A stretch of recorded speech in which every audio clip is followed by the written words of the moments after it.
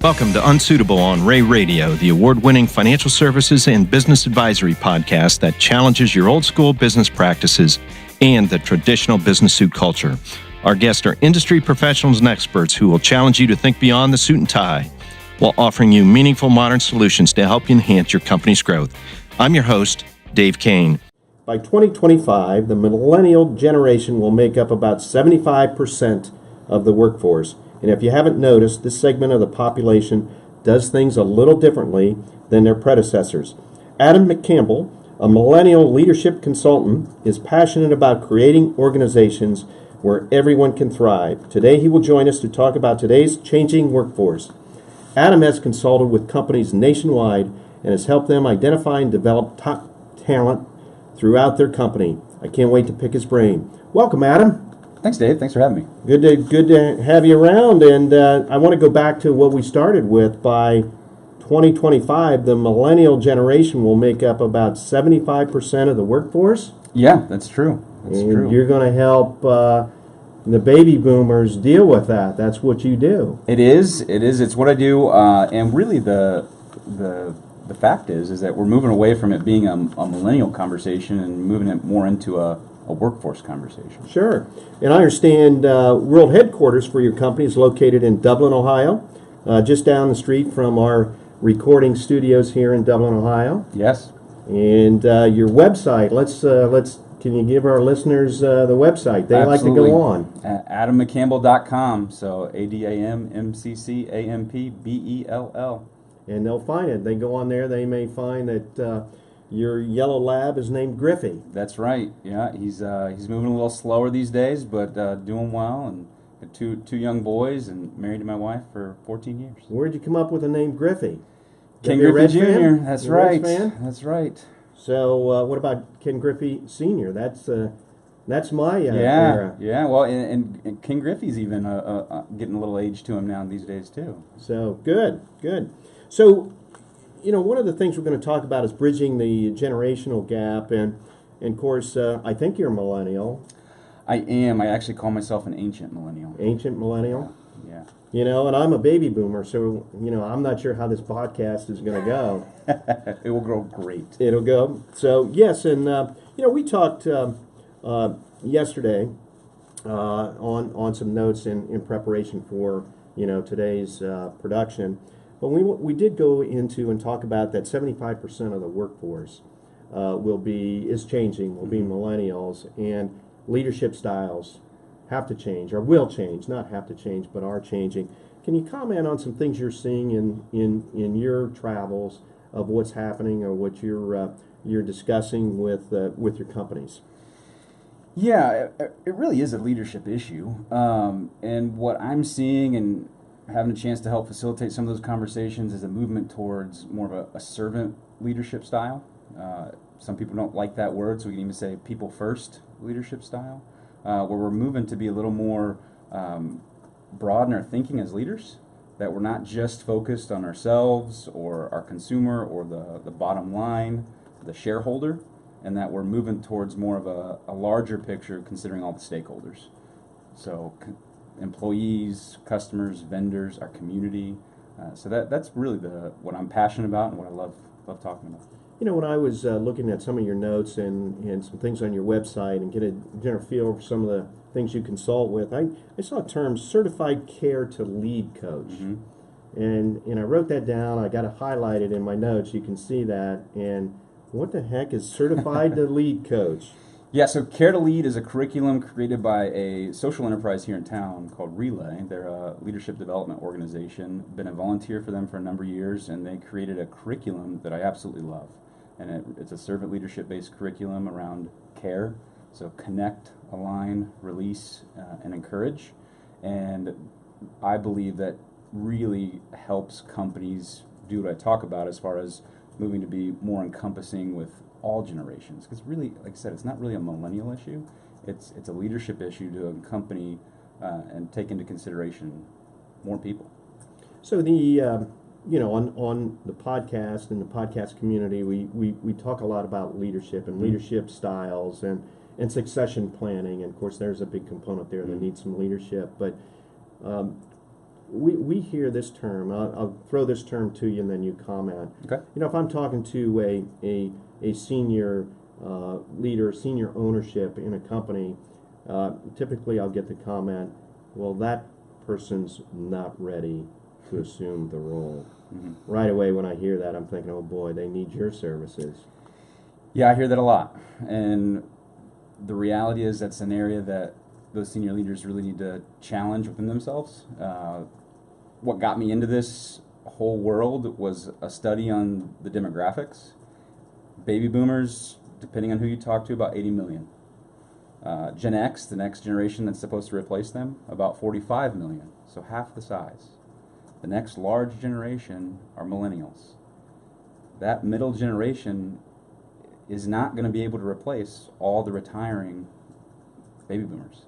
And so we're going to have to take some steps of faith and trust some of these millennials in leadership roles that they may feel they're not ready for. So part of your consulting that you do may being sit down with the senior leadership and have a very honest and direct conversation about, hey man, chill out. You know, give this group a chance. They've got some great ideas. Yeah. So my background, I owned an executive search firm for about 7 years and had a chance to consult and speak all over the country with mid-sized companies, a lot of manufacturers, and I could tell pretty quickly if they were having issues in this topic just by the makeup of the leadership team. And if there were no millennials on that team and they were having this issue, that would be one of the first things I started to press into, is where's the representation? And have you really even talked to the people in your company about this that are in this demographic? And you use the word trust. There has to be a trust on both sides. There does, but Dave, I firmly believe the leader goes first. Good point. Yeah. Good point. You know, one of the things that we talk about is a new generation has new values and expectations of the workforce and leadership. And I think you pointed out to me that here certainly we may have a workforce that has 3 or 4 generations within that workforce. Yeah, so right now there's traditionalists, and they're for the most part retired, but they've started companies, so they're thinking, their fingerprints are all over organizations still. And then boomers, Gen X, and millennial, and so that's a broad range of different perspectives and values.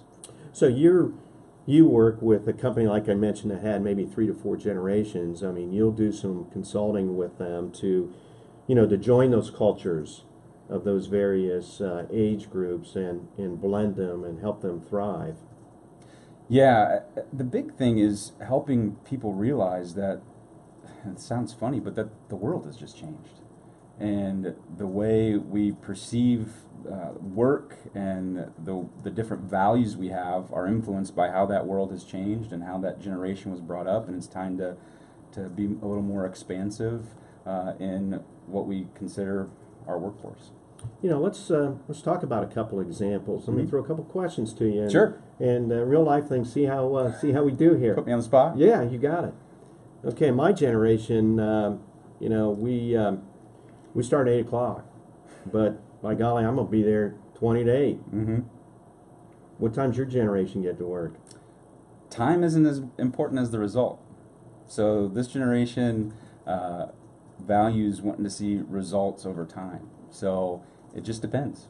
It depends on that culture and that team, and their focus is, what do I have to accomplish? What's my expectation? And am I meeting those expectations? And if I am, and I'm getting the job done, is time as big of a deal? So as the baby boomer, I have to understand that you're looking at results. Let's look at results, not what time you get to the office. Yeah, because oftentimes what I hear from millennial employees is sometimes it's an efficiency issue. If I can get more done in a shorter amount of time, why do I have to be there, or why do I have to stay? And if someone else takes us 2 hours longer than I do, why are they getting promoted or rewarded and I'm getting criticized? And Adam, in this company, we do our work here at the office, 8 to 5, You know, Mhm. 8 to 6, Yep. 5 days a week, maybe Saturday morning if we're behind schedule. You know, what's your work week look like? And This- by the way, we don't take work home with us either. well, that well, might- we might take work home. Well, we got to read and stuff like Yeah. that. Okay. Might be something we have to talk about, Dave. You know, this generation, millennials, freedom is a big deal. Freedom over not just my work and my results and my job, but also where I work. And that's a hot topic, and I often talk to owners that are a little testy about that, and they say, Adam, you know, my employee came to me and said, I really need to work from home the next 2 days, and the response is, well, we really don't have a work from home policy. And I pause, and I say, well, that's interesting. What happens when that employee gets a call at 9:30 at night from a client and it's an emergency? What's the expectation in the policy then? More often than not, it's handle that call. And so I think there needs to be an honest dialogue that goes both ways. You can't have both. If you're not having a work from home policy, how can you expect that employee to still do that at 9, 10, 11 o'clock at night? And when I come in the office, I turn my cell phone off and put it in the corner, and I don't look at it again until maybe lunch. Where's your cell phone? In my pocket, always, except when I'm on a podcast. When you're doing my, podcasts, my it doesn't ringer, work? Yeah, my ringer's broken. You know, that's a big issue, and I realize that different industries and different workplaces have to address that. I tend to lean more towards it's the way the world's changed, and it's a tech issue, and as we all know, millennials are very tech-centric, and so if it's not a disruption to the job, I think it's a non-issue. You know, Adam, in our company, we wear occasionally we wear coats and ties, and we wear wingtips. And I notice you have flip-flops on today and jeans. What's that all about? You know, I almost put the flip-flops on, but I did put on my nice jeans, and I tucked my shirt in for you, Dave. So it's the big thing with this generation is that line between the personal and the professional is gone, and so that formality of office, whether it be strict timelines, dress code, all of those things are being challenged by this generation. And again, if it's not a function of getting the job done, I think it's something that needs to be discussed and honestly analyzed. So you're right. Going back to where we started this conversation. We had some fun, and I was Yeah. I was hoping we could have that conversation, but it's results. It's a result driven culture in generations, and I think that's where you can come in and give some key consulting ideas to both sides of the fence. You know, and I want to make sure that, you know, this conversation, and in some companies it's us versus them, and that's certainly not the way this is coming across. I think you help blend that culture. Yeah, I do want to help kind of change the tone, because I feel, you know, as I've traveled and worked with a variety of different companies, that there is a little bit of a harsh tone towards the millennial generation, and I do want to change that a bit. Oftentimes, you may not have a millennial issue, you may have a selection issue. It may be a hiring issue, and so that's something I do as well, as I come in and help analyze your hiring process and your hiring practices. So that could be the challenge, but I do feel passionate about changing this us versus them tone that does get thrown around a lot with this conversation. Oh, I hear that more and more, and then this conversation, even though we're laughing and having a Yeah. good time about it, it's real. It is real. real. It is totally real. And the reality is, back to the start of the conversation, you can't really change the fact that this generation's coming. They have different expectations, and they are the workforce. And so it's time to start to look a little more inward as to how are we approaching this. You know, yesterday you and I had a conversation off the record about, you know, the type of clients that, you know, Ray and Associates works with, and one of the things we work with type of company is we have companies that have been handed down from generation to generation to generation. And again, here's this baby boomer to millennial issue, maybe at the height of the discussion, where maybe that's a little bit more difficult in a family business. It is. It's so difficult. I have a special place in my heart. I grew up on a family farm, which was a family business. Saw the good, the bad, and the ugly, and have taken that with me even into the workplace. And many of the companies I worked for when I was in executive search were family owned, and I'm seeing that now.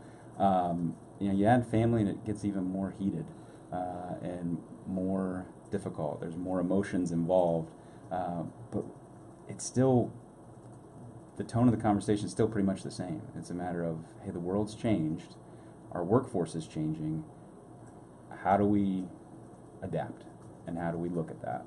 And whether it's family-owned business or not, just a legacy company with succession planning needs, it's still time to have that honest conversation sooner than later.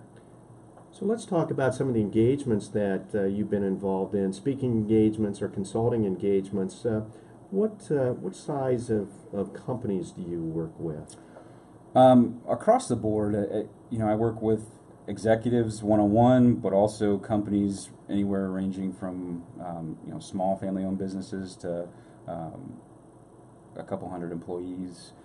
Usually the larger companies, I will do speaking engagements with them as well, but a lot of them also have HR departments to help with this, but I come in and assist them too. But my sweet spot's are really that, a couple million to 50 million. Sure. And after your presentations and speaking engagements, you get standing ovations from the millennials? Always. What do the baby boomers say? They're checking their phone, they're ready to go. It's funny because depending on the demographic of the audience, sometimes I really have to push the millennials to talk.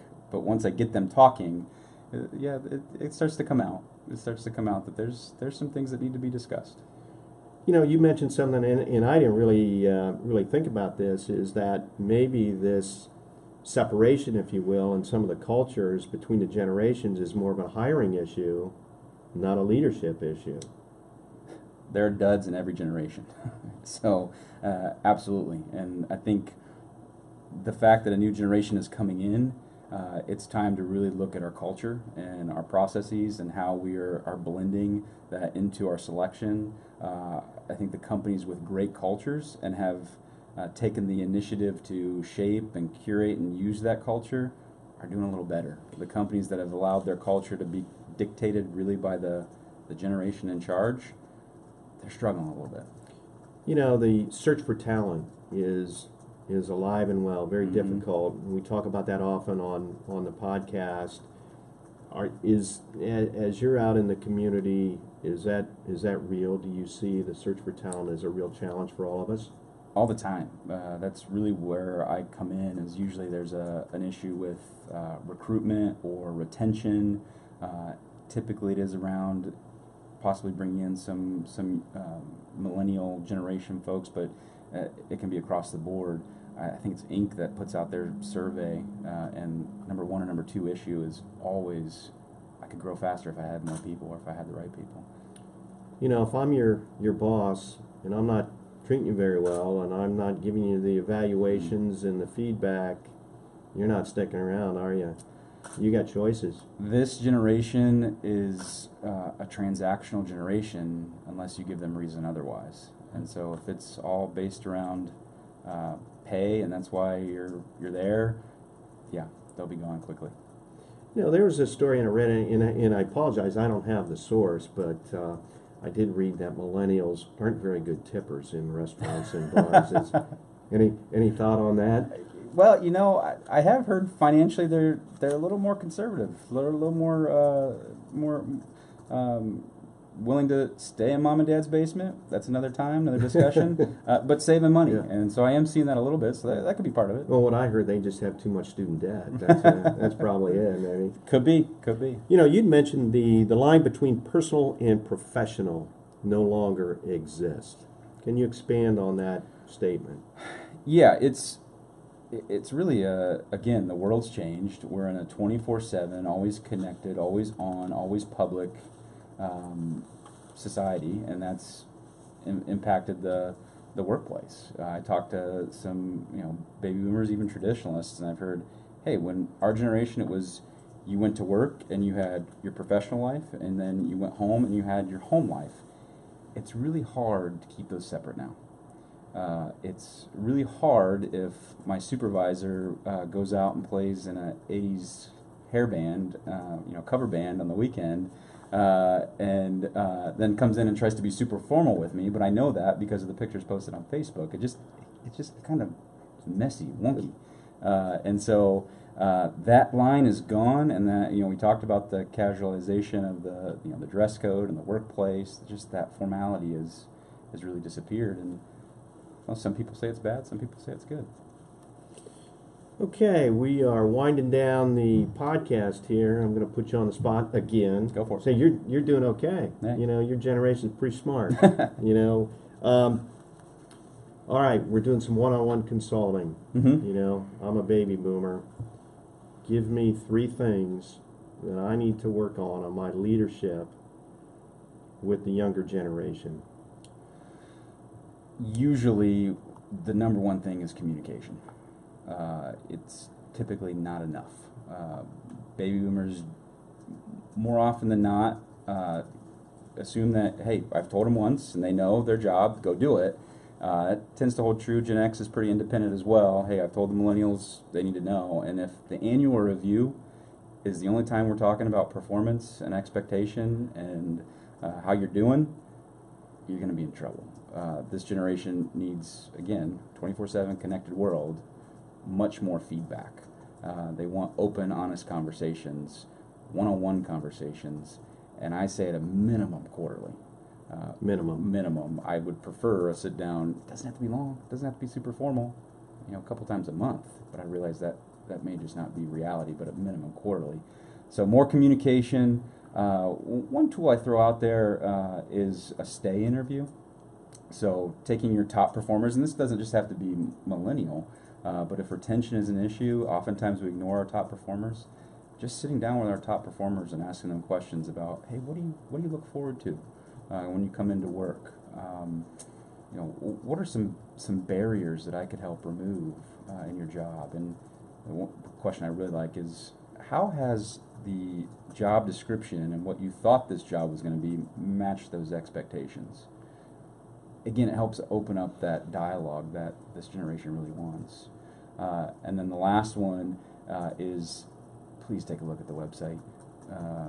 If recruiting is an issue, that website needs to be updated and a little less institutional. So not so much about the company, but more about the great people that work for you. I see that all the time. You and I have only met each other for about 30 minutes, had a conversation. I can offer you a job here in the next 15 minutes. We can get a contract ready, and you're ready to go. We'd love to have you on staff. You've got a great personality and some great resources that you can share with your clients and our clients. So, well done. We'll talk, but we'll definitely have to talk about that 8 a.m. start time. And flip-flops. Yeah, and flip-flops. Yeah, no, I'm wearing flip-flops. Our guest today has been Adam McCampbell, consultant, leadership consultant. I'm going to use that term because I think that's what you do no matter what generation. I think you have tremendous leadership skills and tools that you can help any company of any size in any industry. Listeners, if you want to learn more about Adam and the work he's doing, check out his website at www.adammccampbell.com. Or just call us. We'll get you his phone number and address, and we'll get you an appointment. Also, if interested, if they want to email me or reach out to me, I'd be glad to send them those questions I talked about for the stay interview. Will do. Also, we want you to know what you're doing to set your business apart from your competitors. Listeners, send us an email or contact us at raycpa.com. We're interested in your feedback. And tell us what you are doing to recruit and retain top talent in your generational business. Don't forget to like today's episode. Leave us a comment. Share it with your friends and colleagues. And don't forget to check out videos of our podcast on YouTube. Until next time, I'm Dave Kane, encouraging you to loosen up your tie and think outside the box.